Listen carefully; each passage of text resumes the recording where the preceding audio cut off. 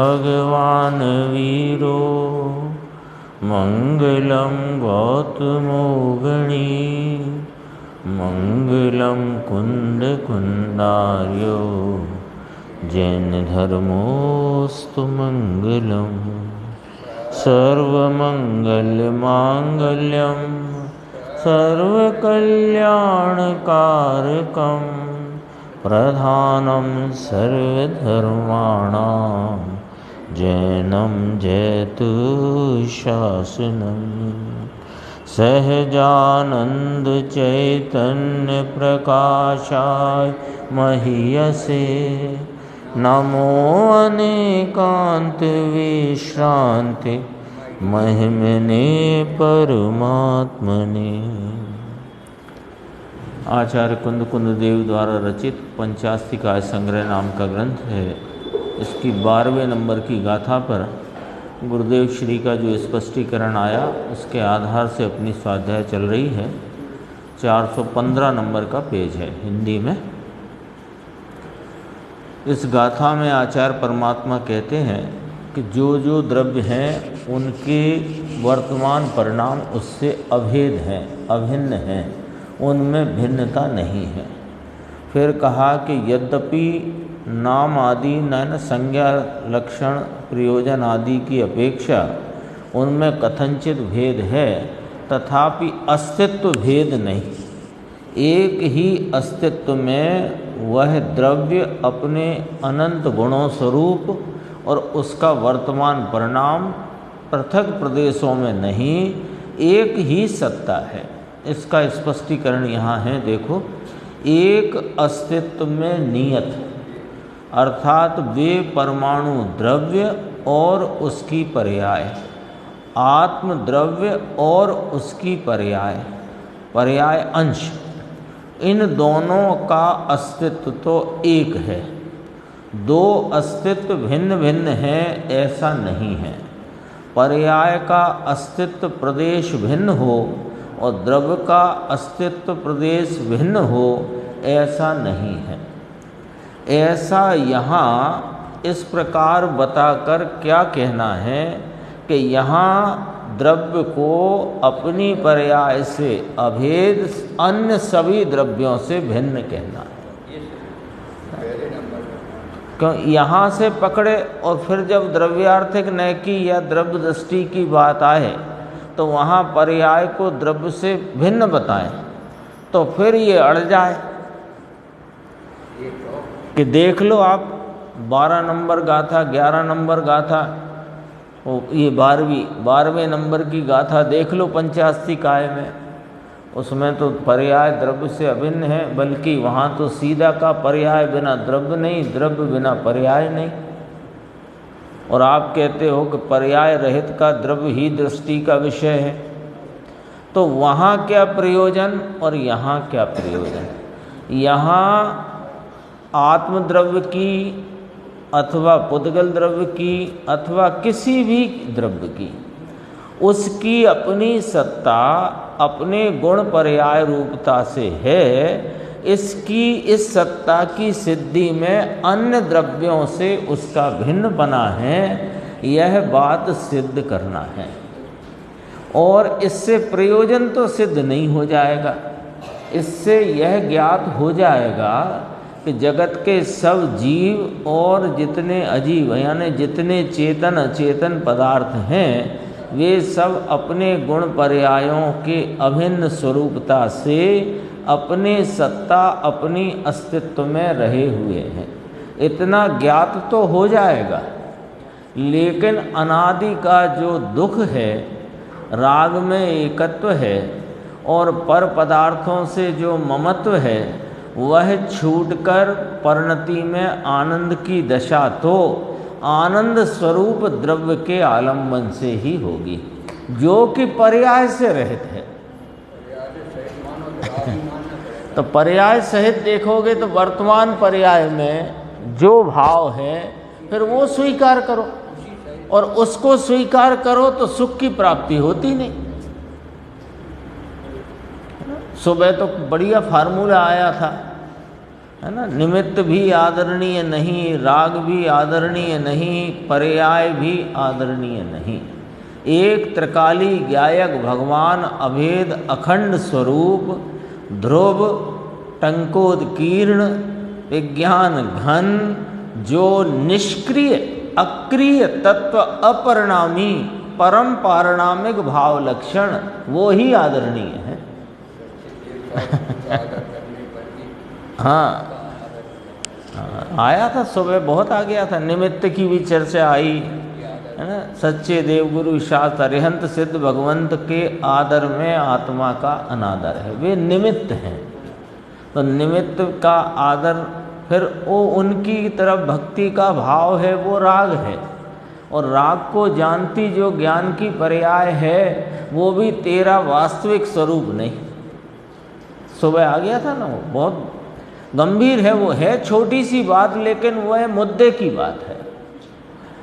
तो यहाँ गुरुदेव फरमाते हैं कि इस गाथा में तो यहाँ प्रत्येक द्रव्य को उसकी अपनी गुण पर्याय स्वरूप सत्ता में है। अन्य द्रव्य की सत्ता का अत्यंत अभाव है, अत्यंत भिन्नता है, यह यहाँ पर सिद्ध करना है। एक ही परमाणु, एक ही छोटे स्कंद में भी जितने परमाणु रहे हैं, सब अपनी अपनी सत्ता, तो अपने अपने गुण स्वरूपता से और अपने वर्तमान परिणाम से युक्त सत्ता में रहे हैं। और जो निगोद की अवगाहना है, निगोद की पर्याय में जीव की अवगाहना, अंगुल के असंख्यात विभाग में असंख्य शरीर और एक शरीर के आश्रय में अनंत जीव, आश्रय नाम संयोग, तो उसमें अनंत जीव, प्रत्येक जीव अपनी गुण रूपता से और वर्तमान पर्याय रूपता से युक्त, सब वो अन्य जीव की सत्ता से भिन्न न्यारा है।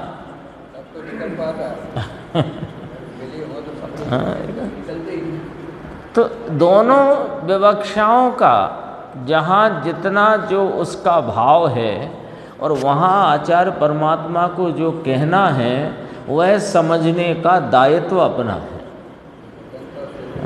अपना अभी तक अपन ने स्वतंत्रता वस्तु की, वस्तु में रही वर्तती पर्याय की, और पर्यायों से निरपेक्ष जो द्रव्य स्वभाव है उसकी स्वतंत्रता अपने ख्याल में नहीं आई।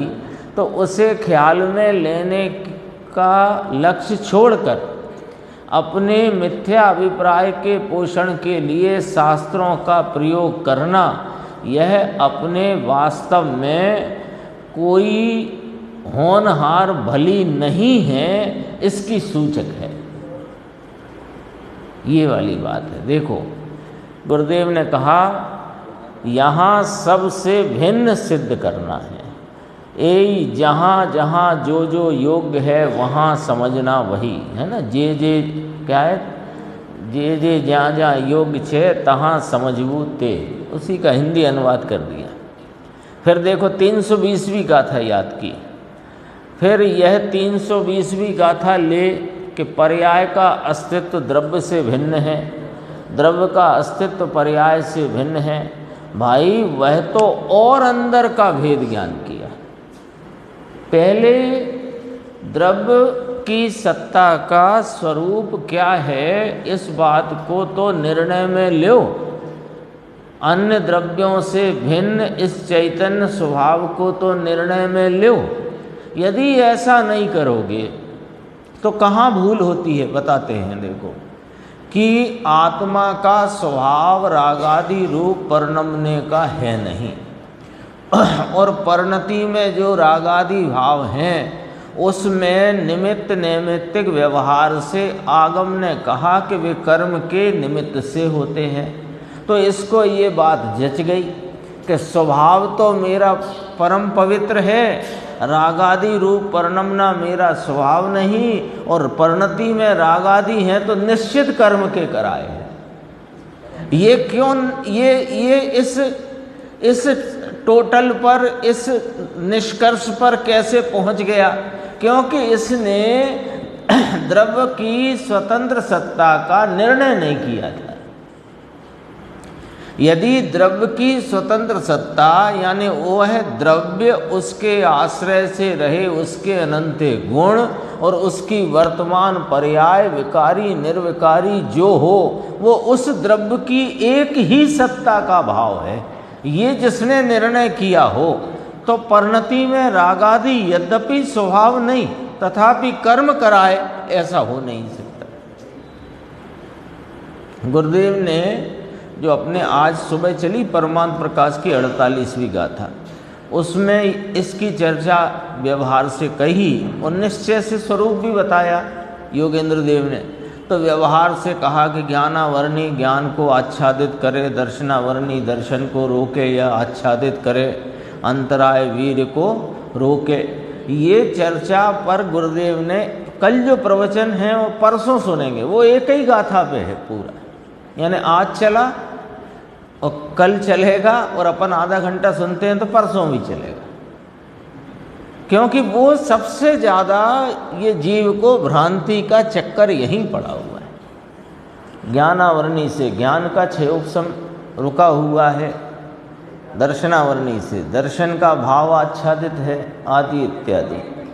मोहिनी, हाँ, तो वो मोहिनी से इसको मिथ्यात्व चल रहा है, चारित्र का विकार मोहिनी के कारण है। ये जितनी भ्रांति का पिटारा इस जीव ने, किसने?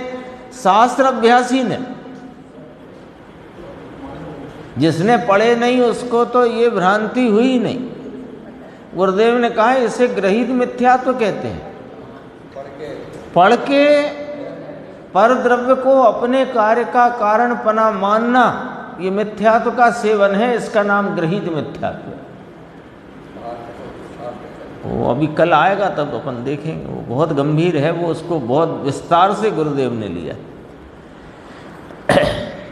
देखो यह तो और अंदर का भेद ज्ञान है कि द्रव्य का अस्तित्व न्यारा और पर्याय का अस्तित्व न्यारा। हाँ, और यहाँ जो बात चल रही है गाथा नंबर 12 पंचास्तिकाय संग्रह में, ये तो पर से भेद ज्ञान कराया है। पर से करे पहले, तब पर्याय का अंश वह द्रव्य में नहीं और द्रव्य का अंश वह पर्याय में नहीं, ऐसा अपने में फिर भेद ज्ञान हो सकता है। लिखा है इसमें। अभी अपनी मर्यादा में, अपनी सीमा में, अपनी हद में आया नहीं। अपने कार्य की उत्पत्ति पर से माने, पर के कार्य की उत्पत्ति अपने से माने। अब इसको कहाँ अपने द्रव्य स्वभाव की दृष्टि हो और पर्याय की गौणता होकर, द्रव्य की मुख्यता होकर गाथा 11 का जो विषय है वो परिणमित एक हो ही नहीं सकता। हाँ, तो नहीं हो सकता। देखो कितना स्पष्ट बोलते हैं। जब पहले पर से भेद ज्ञान करना, अपने द्रव्य गुण पर्याय स्वरूप द्रव्य की सत्ता का निरपेक्ष सत स्वीकार करना, फिर पर्याय का अंश वह द्रव्य में नहीं, वो एक समयवर्ती उत्पन्न विनाशी भाव है और द्रव्य त्रिकालवर्ती ध्रुव स्वरूप रहने वाला अविनाशी भाव है। ये बात तुम्हें तब बाद में ही समझ में आ सकती है, पहले आ नहीं सकती। ऐसा अपने में फिर भेद ज्ञान होता है। समझ में आया तो भी पर्याय का और द्रव्य का भेद होने पर भी अस्तित्व एक ही है। भगवान आत्मा और उसकी पर्याय, ऐसे दो कहे जाते हैं। कथन वशात, कथन की विवक्षा से, कथन की अपेक्षा से भेद हैं, परंतु दोनों का अस्तित्व एक ही है, एक सत्ता है। एक सत्ता में द्रव्य में पर्याय रहती है, वर्तती है, उसकी दो सत्ता हैं, ऐसा नहीं है। जिस प्रकार दूसरे द्रव्य की दूसरी सत्ता, तीसरे द्रव्य की तीसरी सत्ता, ऐसे पर्याय और द्रव्य की दो सत्ता हों, ऐसा नहीं है। कितना स्पष्ट है देखो।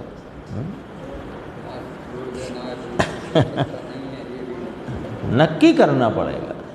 चार से हाँ, पहले तो ये बात अपने विकल्पात्मक निर्णयात्मक ज्ञान में यह बात बहुत दृढ़ता से स्वीकार करना पड़ेगी कि विकारी निर्विकारी जो कुछ परिणाम अवस्था दशा हालत उत्पन्न विनष्ट होते स्वरूप से जो वर्तमान वर्तमान वर्तमान करके हो रही है, वह द्रव्य की ही पर्याय सत्ता स्वरूप एक ही सत्ता का भाव है। वो जो द्रव्य की सत्ता है वही पर्याय की सत्ता है।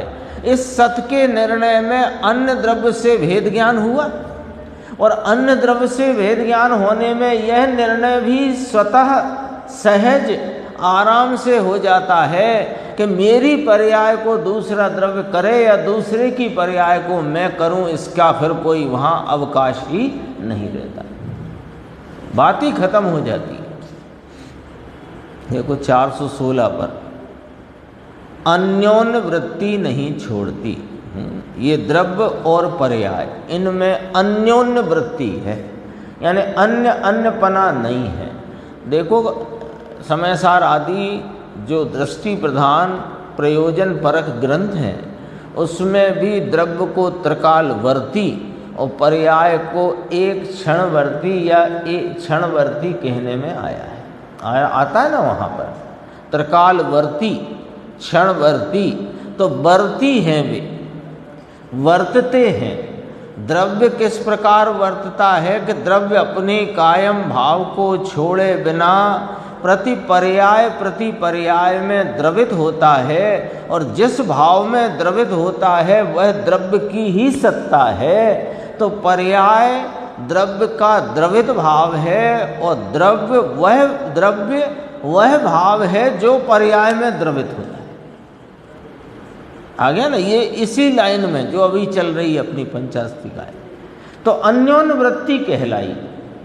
द्रव्य की भी वृत्ति है, कैसी कि कायम रह कर के पलटने की वृत्ति है, और पर्याय पलटती हुई वृत्ति है।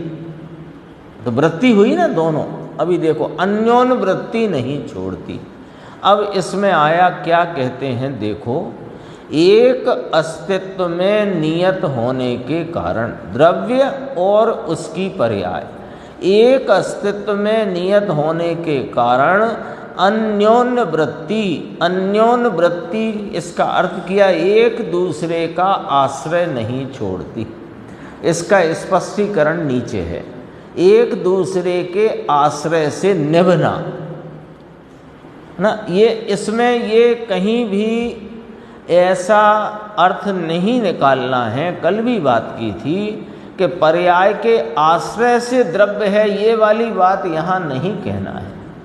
पर द्रव्य है तो वह त्रिकाल एक रूप रहता हुआ वर्तता है, तो पर्याय के आश्रय से वर्तता है, और पर्याय भी एक समय वर्तती है, तो वो द्रव्य के आश्रय से वर्तती है। तो ऐसे पर्याय का पर्यायपना किसके आश्रय से निभ रहा है कि द्रव्य के आश्रय से। और द्रव्य त्रिकाली किसके, द्रव्य का त्रिकाली निभना वह पर्याय के आश्रय से। नहीं, यदि द्रव्य का त्रिकाली निभना ना हो तो द्रव्य को अनादि अनंत त्रिकाली संज्ञा ही नहीं लगेगी। बोलो, यदि पर्याय बिना का द्रव्य ले तो अनादि अनंत संज्ञा त्रिकाली संज्ञा ये कैसे लगेगी? अनादि अनंत तो काल सूचक है, त्रिकाली कहना भी काल सूचक है। तो काल सापेक्ष प्रवाह में वह द्रव्य अपने एक रूपता को नहीं छोड़ता, तो वो एक रूपता कहाँ वर्तता है कि नहीं छोड़ता? कि पर्यायों में वर्तता है तो भी नहीं छोड़ता। तो उसका एक रूपता नहीं छोड़ना भी पर्याय के आश्रय से निभ रहा है ना। ये तो मूल बात है।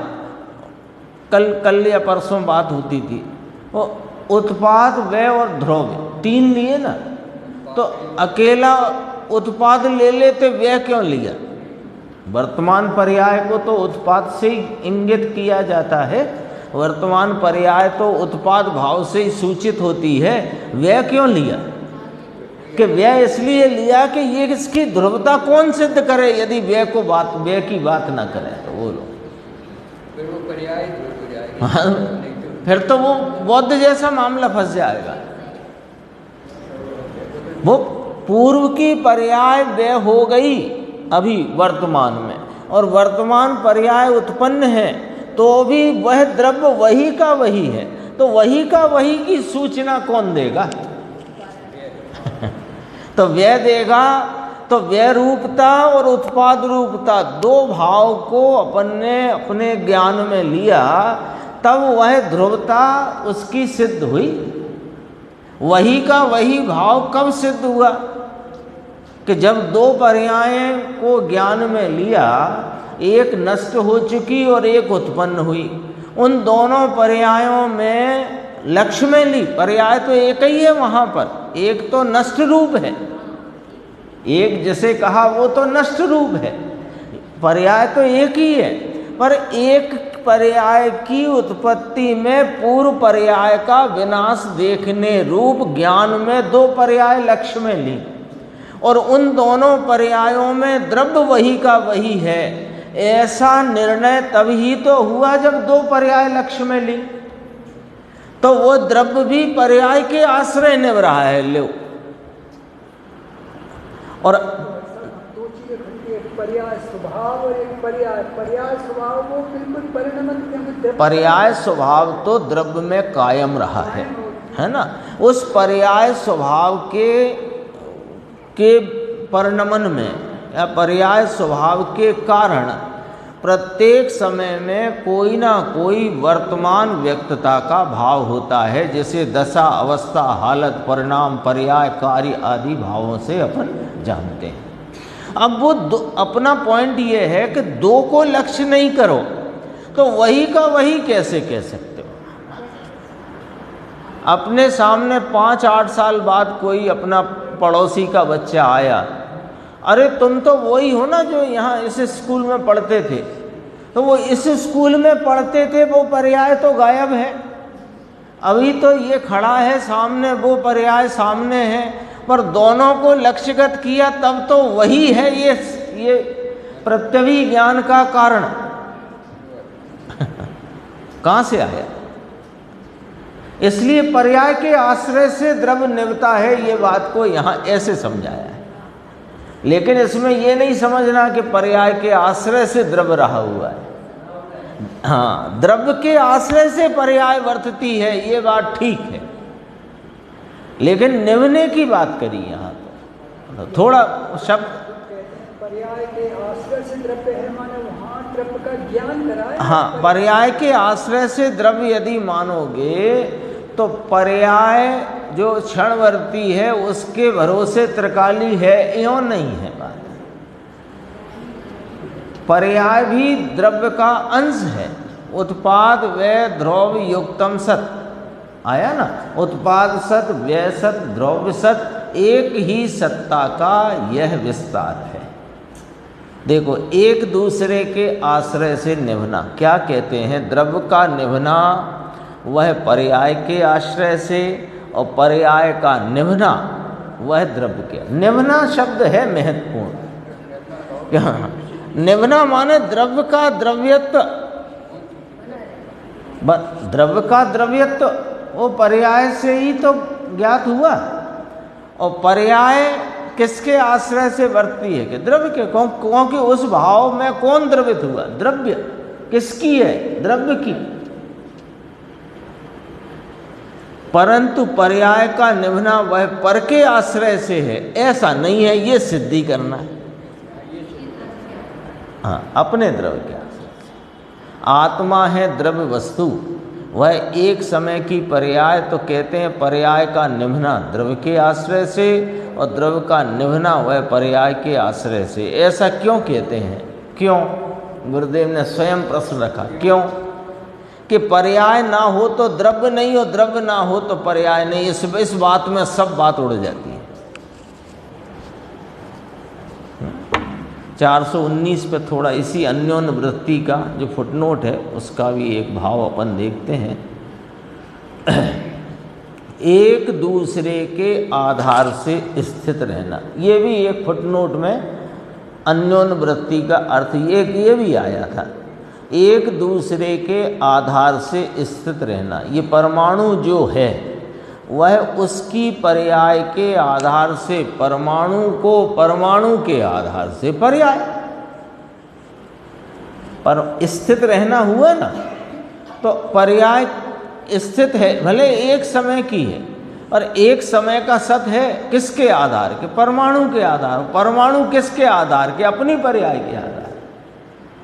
यह पर्याय आत्मा के आधार से नहीं है परमाणु की, और आत्मा में रागादि होते हैं और सम्यक दर्शन आदि पर्याय जो होती है वह उस पर्याय का आधार आत्मा है। विकारी पर्याय का आधार यहाँ आत्मा को कहा है ना। तभी तो जहाँ जहाँ जे योग छे तहाँ समझबू ते। हाँ, धर्म की पर्याय का आधार आत्मा है, धर्म की पर्याय का आधार परद्रव्य नहीं, केवल ज्ञान की पर्याय का आधार द्रव्य है। वज्र वृषभ नारा संगनन है तो केवल ज्ञान हुआ, ऐसा नहीं है। गजब भाई कहो। केवल ज्ञान की पर्याय का आधार कौन? उसका द्रव्य, और द्रव्य का आधार कौन? कि उसकी पर्याय। एक पर्याय का अंश यदि सिद्ध ना हो तो द्रव्य साबित नहीं होता। लो, ऐसा स्वतंत्र स्वरूप उसे परतंत्र मानना वही मिथ्या दर्शन शल्य महापाप है। देखो, अपन कहे ना पाप किसे कहा? कि लो, जिन दर्शन में तो इसको सबसे बड़ा पाप कहा। सबसे बड़ा पाप। अब उस पाप की तो कुछ खबर नहीं। हाँ, शुभ क्रियाओं में और कषाय की मंदता में प्रवर्तता हुआ धर्म मानता है, उसमें पाप का पोषण चल रहा है और मान रहा है कि मैं धर्म में प्रवृत्त हूँ, धर्म कर रहा हूँ। मूल बात तो पकड़े, उस पाप की तो कुछ खबर नहीं। संत जंगल में रहे, उसमें ये संस्कृत टीका बन गई। देखो, समझ में आया। 422 पेज पे अपन इसका समापन करते हैं। आगे हो ही गया ये, यहाँ ही तक था। 422 पे अब 13वीं गाथा आएगी, यहाँ तक ही चर्चा थी। ये एक दूसरे के आधार से स्थित रहना वाला अपन ने देख लिया।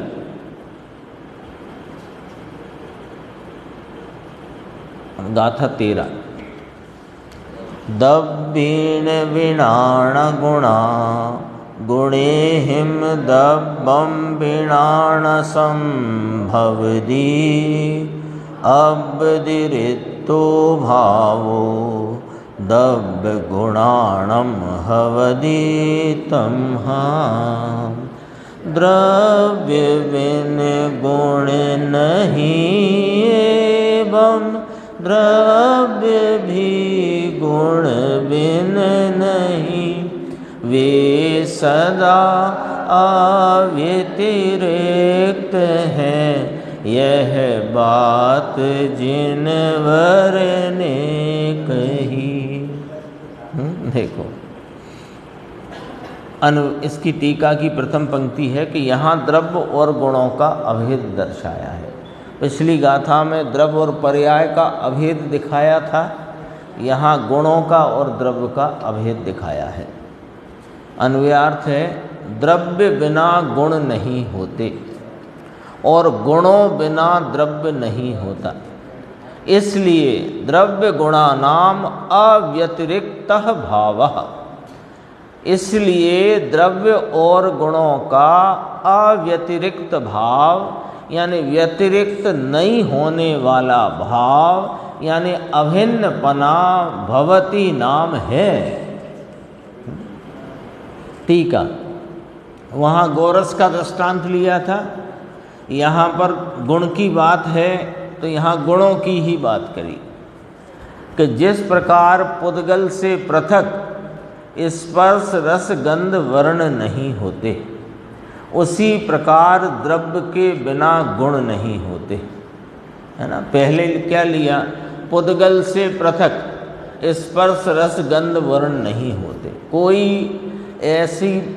कोई वर्ण का भाव बिना पुद्गल परमाणु का लेके आओ,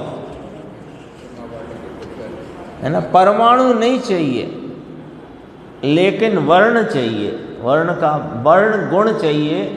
यहाँ तो गुण की बात है ना, वर्ण गुण दे दो। सोना है, सोना मुट्ठी में, उसमें पीलापन है, चिकनापन है, भारीपन है। सोना द्रव्य है, पीलापन, चिकनापन, भारीपन उसके गुण हैं। तो कोई बिना सोने के पीलापन, चिकनापन दे सकता है, ले सकता है, रख सकता है क्या? सोना नहीं, सोना नहीं चाहिए हमको, सिर्फ चिकनापन, भारीपन, पीलापन दो। तो कहा नहीं, ये वाली बात यहाँ पहली पंक्ति में कही। जिस प्रकार पुद्गल से पृथक स्पर्श रस गंध वर्ण नहीं होते, उसी प्रकार द्रव्य के बिना गुण नहीं होते। यानी स्पर्श रस गंध वर्ण का आश्रय कौन? कि पुद्गल द्रव्य, तो द्रव्य के बिना गुण नहीं होते। अब बात को दूसरी तरफ से, जिस प्रकार स्पर्श रस गंध वर्ण से पृथक पुद्गल नहीं होता। अब ऐसा कोई पुद्गल लाके दो जिसमें स्पर्श रस गंध वर्ण नहीं हो, ऐसा कोई सोना दो हमें जिसमें पीलापन, चिकनापन, भारीपन ना हो। हमें ये कुछ नहीं चाहिए, सोना ही चाहिए। तो कहा ऐसा भी नहीं हो सकता। तुम कहो कि हमें पीलापन, चिकनापन चाहिए, सोना नहीं चाहिए, तो ये भी नहीं हो सकता। तो अर्थ क्या निकला कि गुणों के बिना द्रव्य नहीं होता और द्रव्य के बिना गुण नहीं होता। आ गई बात स्पष्ट। हाँ, कोई भी लो, अग्नि चाहिए उष्णता के बिना, मिलेगी नहीं। उष्णता दे दो अग्नि के बिना, मिलेगी नहीं। इसलिए द्रव्य और गुणों का आदेश वसात कथंचित भेद है, तथापि द्रव्य और गुणों का, पहले तो कह दिया द्रव्य के बिना गुण नहीं होते, गुणों के बिना द्रव्य नहीं होता। अब कहते हैं कि द्रव्य और गुण दो कहे ना, द्रव्य और गुण, तो ये आदेश नाम कथन वसात, कथन के वश, उनमें कथनचित भेद है।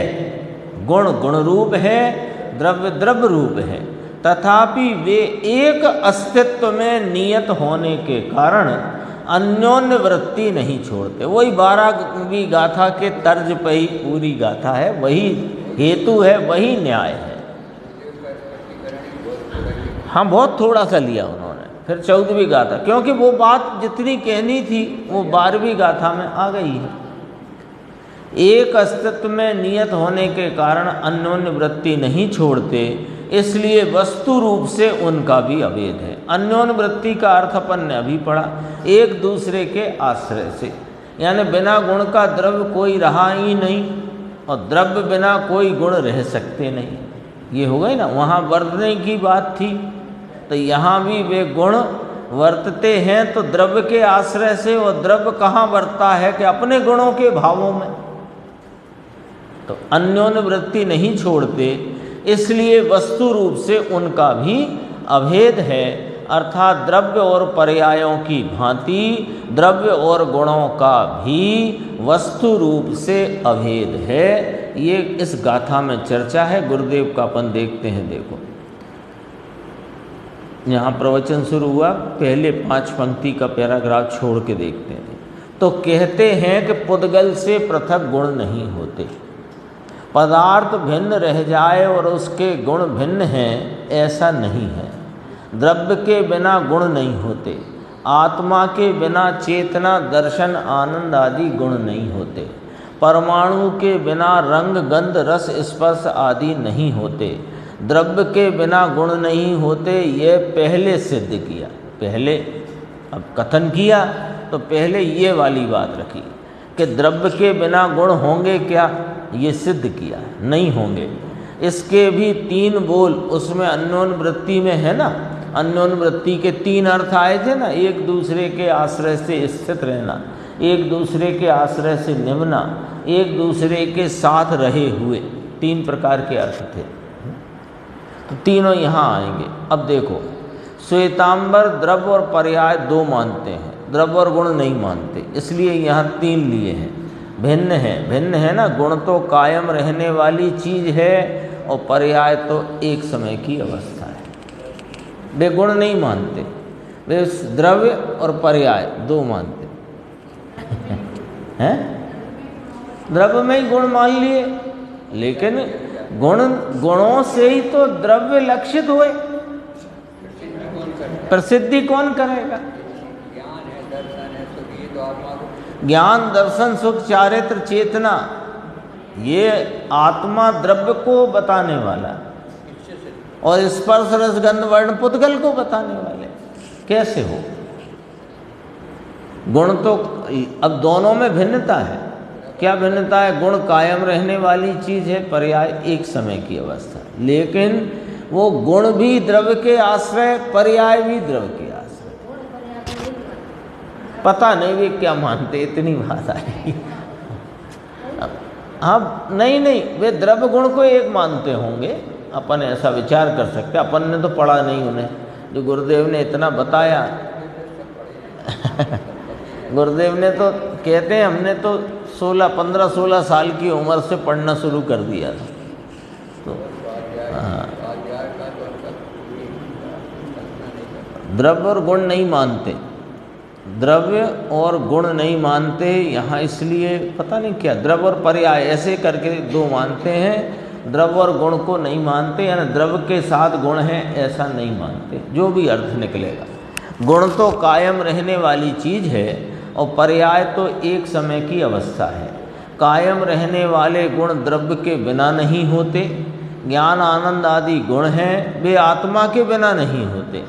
परमाणु में वर्ण, गंध, रस, स्पर्श हैं, वे पुद्गल के बिना नहीं होते। हाँ बस द्रव्य है वो पर्याय है, ऐसा है। देखो अगला पेज है, भगवान आत्मा उसके गुण बिना का नहीं होता और गुण द्रव्य के बिना नहीं होते। अगला पॉइंट आ गया, आत्मा के बिना नहीं होते बराबर है। जैसे आत्मा के संबंध में दर्शन, ज्ञान, सुख आदि गुण हैं, वे आत्मा बिना नहीं, और आत्मा दर्शन, ज्ञान, सुख आदि के बिना नहीं। तो वो अब यहाँ कहते हैं, जिस प्रकार स्पर्श, रस, गंध, वर्ण से पृथक पुद्गल नहीं होता, उसी प्रकार गुणों के बिना द्रव्य नहीं होता। पहले कहा था कि गुण द्रव्य के बिना नहीं होते और गुणों के बिना द्रव्य नहीं होता। इसलिए यद्यपि द्रव्य और गुणों का आदेश वसात कथनचित भेद है, वह वहाँ पर्याय की अपेक्षा से, तथापि वह वहाँ पर्याय की अपेक्षा से समझाया था ना, बस वो समझना। पर्याय की बात करी थी, पर्याय एक समय में प्रवृत्त होने वाली और नष्ट होने वाली है, गुण ध्रुव हैं, लेकिन वे गुण भी गुण हैं, द्रव्य द्रव्य है, ऐसा कथन नाम संज्ञा संख्या हो ना, संज्ञा संख्या लक्षण प्रयोजन। तो वो जैसे पर्याय में संज्ञा संख्या लक्षण प्रयोजन का फर्क है, ऐसे ही संज्ञा संख्या लक्षण प्रयोजन से द्रव्य में और गुणों में कथनचित भेद जानना, ये कहा। तथापि तो संक्षेप में कहना है ना, क्योंकि वो चर्चा करके ही आए हैं अभी, है ना, बहुत संक्षिप्त ही लिया, ये यहाँ पूरी ही हो गया गाथा। गुण और द्रव्य का तथापि वे एक अस्तित्व में नियत होने के कारण गुण और द्रव्य का अस्तित्व तो एक ही है। अन्योन्य वृत्ति नहीं छोड़ते। लो, गुण का आधार द्रव्य और द्रव्य का आधार गुण, गुण का आश्रय द्रव्य और द्रव्य का आश्रय गुण। ये कौन सी अपेक्षा लेना कि एक अस्तित्व रूप से टिक रहे, द्रव्य और गुण, गुण और द्रव्य एक अस्तित्व रूप से टिक रहे हैं। ये वो वर्तती है ना पर्याय, ये तो टिके हुए हैं, ये तो कायम है, गुण भी कायम और द्रव्य भी कायम, लेकिन फिर भी संज्ञा संख्या लक्षण प्रयोजन से उनमें कथनचित भेद है। लेकिन गुण द्रव्य बिना नहीं और द्रव्य गुण बिना नहीं। बिना गुण का कोई द्रव्य जगत में नहीं होता और कोई गुण बिना अपने द्रव्य का नहीं होता। ये वाली बात कहना, दूसरे के आश्रय से गुण टिके ऐसा नहीं है। मेरा ज्ञान, मेरा दर्शन वह अन्य के आश्रय से टिके, ज्ञानावरणी दर्शनावरणी के उदय क्षय उपशम से टिक रहा है कि ना, मेरा ज्ञान गुण मेरे द्रव्य से टिक रहा है और मेरा द्रव्य मेरे ज्ञानादि गुणों से स्थित है। एक दूसरे का स्थितपना, एक दूसरे का आश्रयपना, वही तीन बोल आए ना, वो यहाँ भी घटित होंगे। दूसरे के आश्रय से गुण टिके ऐसा नहीं है, अभेद है। गुण और द्रव्य का अभेदपना है, वस्तु रूप से उनका भी अभेद है। देखो, संज्ञा संख्या लक्षण आदि से कथनचित भेद है, लेकिन वस्तु रूप से उनका अभेद है। अर्थात द्रव्य और पर्यायों की भांति, जैसे द्रव्य पर्याय में अभेदपना आपन ने समझा, आचार्य भगवान ने समझाया, गुरुदेव ने स्पष्टीकरण किया, उसी की अनुसार द्रव्य और गुणों का भी वस्तु रूप से अभेद है। पर्याय द्रव्य से अभेद है, गुण भी द्रव्य से अभेद है, ऐसा जानना। यहाँ तक था।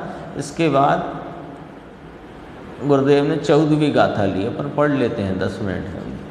सिय अथीण थी उभयम अबतब्बम पुणोयत दिदयम दब्बम खुसत भंगम आदेश वसेण संभवदी। ये 7 भंग हैं। स्यातस्ति नास्ति उभयर अवक्तव्य वस्तु धर्म है, अस्ति अवक्तव्यादित्रय सापेक्ष 7 भंग है। ये सप्तभंगी की यहाँ चर्चा है और यह बात अपने को जान लेना चाहिए कि ये सप्तभंगी की चर्चा जिन शासन, जिन आगम के अतिरिक्त पूरे विश्व में कहीं नहीं। क्यों कि स्यादवाद और कहीं है नहीं, और ये स्यादवाद की ही सप्तभंगी है। स्यादवाद रूप है ना सप्तभंगी, वस्तु के स्वरूप को स्यादवाद से कहने की ये एक शैली है सप्तभंगी की। देखो, यहाँ द्रव्य के आदेश के वश सप्तभंगी कही है। अन्वयार्थ, द्रव्य आदेश वसात यानी कथन के वश वास्तव में स्यात् अस्ति, स्यात् नास्ति, स्यात् अस्ति नास्ति, स्यात् अवक्तव्य और फिर तत्त्रियतयम् यानी अवक्तव्यता के 3 भंग और जोड़ दो। पहले आ गए स्यात् अस्ति, स्यात् नास्ति, स्यात् अस्ति नास्ति, 3 हो गए। चौथा आया स्यात् अवक्तव्य। अब अवक्तव्य में वे पहले के 3 और जोड़ो तो 7 बन गए। स्यात् अस्ति अवक्तव्य, स्यात् नास्ति अवक्तव्य और स्यात् अस्ति नास्ति अवक्तव्य। सप्तभंगम इस प्रकार 7 भंग वाला है। कौन? द्रव्य। कौन के हैं ये भंग? द्रव्य के। द्रव्य का कथन यानी कथन के वश द्रव्य में सप्तभंगी लागू पड़ती है। कथन के वश द्रव्य का कथन करना हो क्योंकि द्रव्य अनेकांत स्वरूप है ना। वह ध्रुव रहकर पलटता है और पलटते हुए ध्रुव रहता है। स्वयं ऐसी गुण पर्यायों की सत्ता में आप रहा हुआ है, सर्व पर द्रव्यों की सत्ता से उसको नास्ती है। तो ये सब बातें कहना हो तो सप्तभंगी चाहिए। हाँ, पहले अभी सत्ता सिद्ध करी, 8वीं गाथा से चलना। सत्ता सिद्ध करी ना, फिर सत्ता सिद्ध करी, फिर सत्ता द्रव्य का लक्षण है ये सिद्ध किया, फिर उसके 2 और लक्षण हैं वो वाली बात सिद्ध करी, फिर द्रव्यार्थिक नय पर्यायार्थिक नय ऐसे लक्षण के 2 प्रकार से नयों के अधीन भेद किए।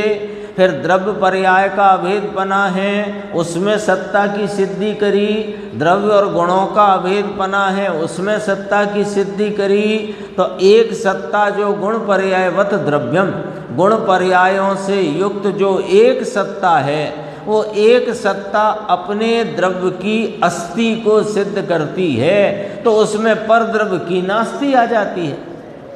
तो स्वय से अस्थि पर से नास्ति, स्यात् अस्ति स्यात् नास्ति, स्वय अपेक्षा अस्ति पर अपेक्षा नास्ति।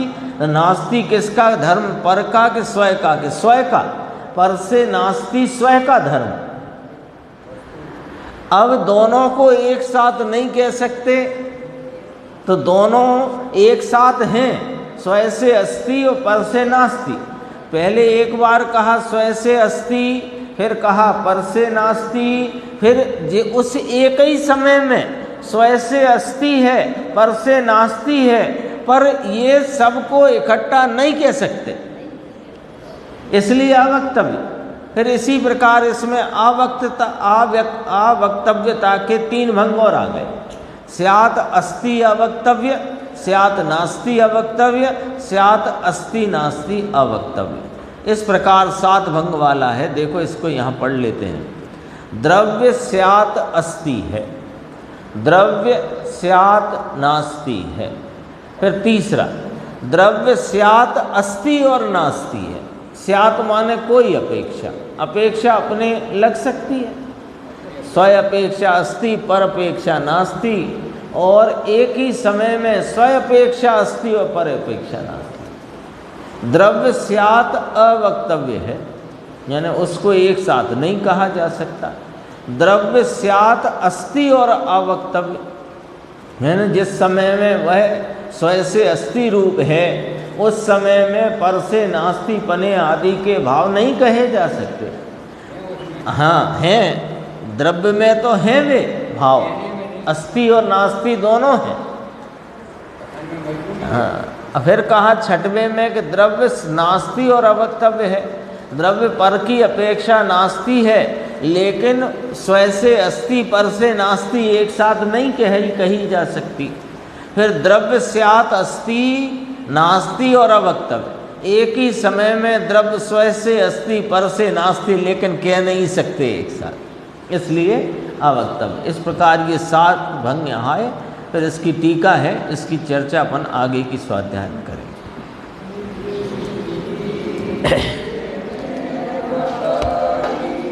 यह अंत